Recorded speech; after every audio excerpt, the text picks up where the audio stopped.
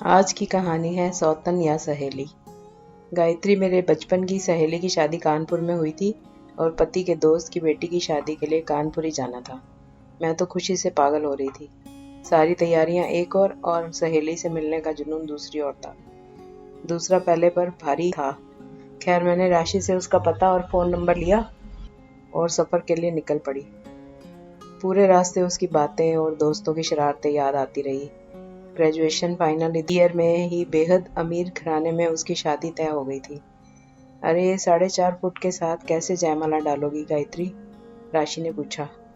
जैसे ट्रिक से फोटोशूट कराया ना, वैसे ही स्टूल पर खड़ी होकर माला डाल दूंगी।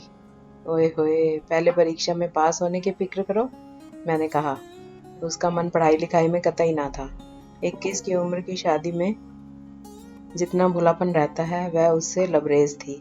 दरअसल कुछ महीने पहले ही मुझे गायत्री के बारे में पता लगा था कि उसके पति नीलेश रंजन उत्तर प्रदेश के जाने माने बिल्डर बन चुके हैं।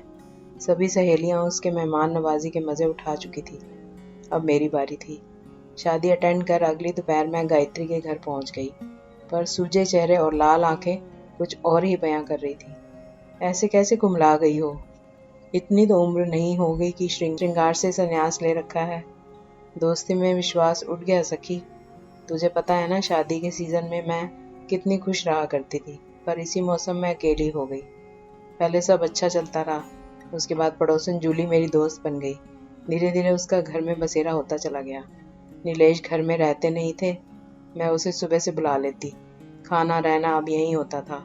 उसी ने मुझे लूट लिया। मतलब मेरे दोनों बच्चों के टाइम बेड रेस्ट कहा था डॉक्टर ने। पहले के समय मायके वाले थे, दूसरे समय सोचा क्यों मायके ससुराल की झंझटों में पड़ना। अपनी देखभाल के लिए सहेली जूली को घर पर ही बुला लिया। जाने कब दोनों नजदीक आए और मेरे ही पति को अपनाकर मुझको बेगाना बना दिया। इस दुनिया में मेरे अलावा उसका कोई नहीं था, पर मेरे सभी अपने होते हुए भी आज मैं उसकी जगह तन्हा खड़ी हूँ। तुझे पता कैसे चला कि दोनों में कुछ गलत है? बस अभी कुछ महीनों पहले पार्लर में से लौट रही थी तो सोचा उसके नए फ्लैट को देखती चलूं। वहां नीलेश पहले से मौजूद था, जबकि मुझे बताया कि कुछ जरूरी काम से शहर के बाहर जा रहे हैं। शक इस बात पर और पुख्ता हुआ, जूली जब से उधर शिफ्ट हुई तभी से इनके भी ऐसे ट्रिप्स बन रहे थे। फिर क्या हुआ? मैं अब और सजग हो गई। होता क्या? मैं गुस्से में पागल हो गई। मेरे पास 3 रास्ते थे। पहला, रो धोकर उन्हें वापस ले आऊं, जिसमें सबकी खुशी होती। दूसरा, तलाक देकर अपने बच्चों को उनके प्रभाव से बचाऊं। या फिर तीसरा रास्ता, जिसमें मैं तलाक न देकर दोनों की उलझनें बढ़ाकर अपना बदला ले लूं। मुझे बड़ों ने पहला रास्ता सुझाया और छोटों ने तीसरा, ताकि वह दोनों कभी मिल ना सकें और मैं उनके किए की सजा देकर संतुष्ट हो जाऊं। पर मैंने बीच का रास्ता चुना, जिसमें मैं इन दोनों के झंझटों से दूर अपने बच्चों के संग अपनी दुनिया सहेज सकूं। पर एक गलती तो कोई भी माफ करता है। अपनी बसी बसाई गृहस्थी उजाड़ने के पहले तुमने कुछ सोचा नहीं? ये तो उन्हें सोचना था। यह गलती नहीं थी जो गलती से हो गई हो, बल्कि मेरे नजरों से छुपकर किया गया गुनाह था। गुनाहों की माफी नहीं, सजा होती है। उनकी सजा ये है कि उन्हें अपने बच्चों के स्नेह से वंचित रहना होगा। एक पिता के लिए यह बहुत बड़ी सजा है। ये किसे पता कि गलती किसकी है, मैंने कहा। किसी की हो, अगर यही सब मैंने किया होता तो क्या यह ससम्मान मुझे अपनाते? ऐसे इंसान की सोबत में तो बच्चे भी गलतियां करेंगे। उनमें कैसे संस्कार भरूंगी? तभी तो मैंने नीलेश की वापसी का रास्ता पहले बंद किया। वकील से मिलकर तलाक के कागजात ऑफिस के पते पर भिजवा दिया है। बच्चों की परवरिश के लिए उनसे आर्थिक सहायता मांगी है। मेरे लिए घर और कुछ बैंक बैलेंस काफी है, जो उन्होंने मेरे लिए बनवाए थे जब हमारे बीच वो नहीं थी।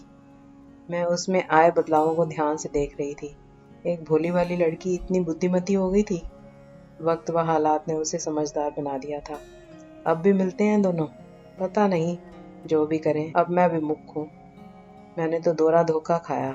जब तक रंगे हाथों पकड़े न गए, खुद से थोड़े ही कबूल किया था। अभी भी कहते हैं कि हम तो मित्रता निभा रहे थे और जूली ने अपनी ओर झुका लिया। जूली क्या कहती है? कहती है नीलेश ने ही बहकाया उसे। किसी तरह से बचकर 5 साल निकाले, फिर पिछले 2 सालों से वह भी उसके प्यार में पड़ गई। उसे नया फ्लैट नीलेश ने ही खरीद कर दिया है ताकि वे दोनों आराम से मिल सकें। मायके व ससुराल वालों को पता है? हाँ, सब कहते हैं कि क्षमा कर दो उसे। शराब शबाब तो कमजोरी होती ही है और इस व्यवसाय में अपराध पैसे होने से आदतें भी गलत हो जाती हैं। सब भूलकर तलाक का केस वापस ले लूं और इनके साथ रहूं। अब तुम बताओ मुझे क्या करना चाहिए। सहसा उसके सीधेपन पर तरस आने लगा। उसने जिस प्रथम पुरुष पर अपना सब कुछ वार दिया था, जिस पर अखंड विश्वास किया, उससे ही छल पाया।